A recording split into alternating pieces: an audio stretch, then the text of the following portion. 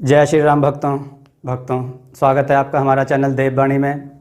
भक्तों, आपको हमारी कथाएं कैसी लगती हैं हमें कमेंट करके ज़रूर बताएं और हमारे चैनल को अधिक से अधिक सब्सक्राइब करें। तो चलिए शुरू करते हैं आज की कथा। जय श्री राम दोस्तों, कथा बहुत ही सुंदर है।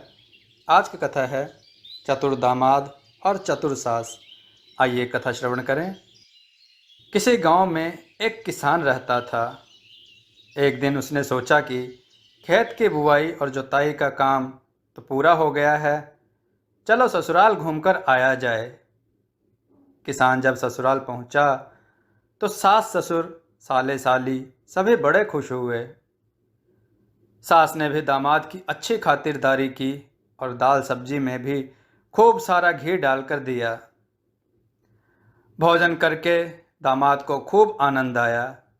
उसने फिर सोचा, चलो फसल तो बो ही दी है, फिर क्यों ना ससुराल में और दिन बिताए जाएं और बढ़िया बढ़िया भोजन किया जाए। फिर ऐसे 2-3 दिन और बीत गए और दामाद घर से जाने का नाम ही नहीं ले रहा था।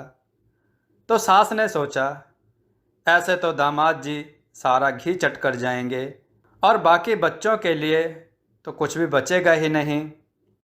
इन दिनों तेज सर्दी के कारण घी हंडिया में ही जम रहा था, इसलिए उसे बिल्ली से बचाने के लिए वह उसे रस्सी से बांधकर छत पर लटका कर रखती थी।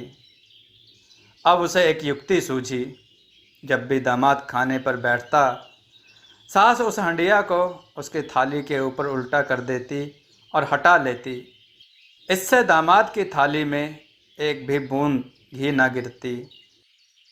अब दामाद बहुत परेशान, पर वह भी बहुत चतुर था और वह सास की सारी चालाकियां समझ रहा था।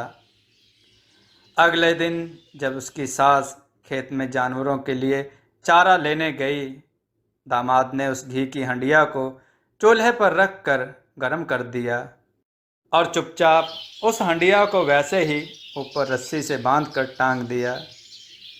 अब सास इस बात से तो अनजान थी कि सारा घी अब हांडी में पिघला हुआ है।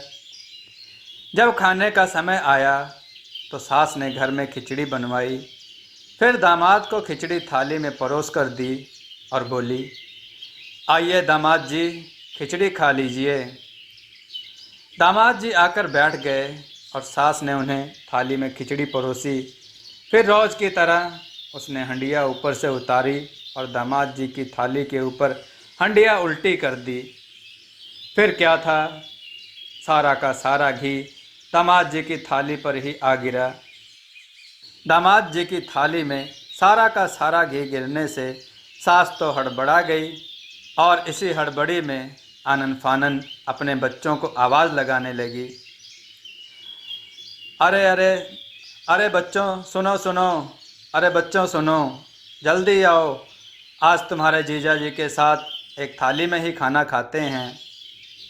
फिर सब उस थाली में ही खाने के लिए बैठ गए और सास ने चालाकी से अपने और बच्चों की तरफ करने के लिए थाली में ज़्यादा से ज़्यादा घी अपनी ओर समेटते हुए बोलने लगी, देखो दामाद जी, मैंने अपनी बेटी को इतना कपड़ा दिया, इतने गहने दिए, इतने बर्तन दिए, मेरी बेटी को दुख पहुंचाया तो अच्छा ना होगा।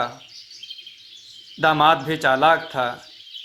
घी की ढेरी बना बना के समझाने के बहाने सास सारा घी अपने और बच्चों की ओर समेटती रही।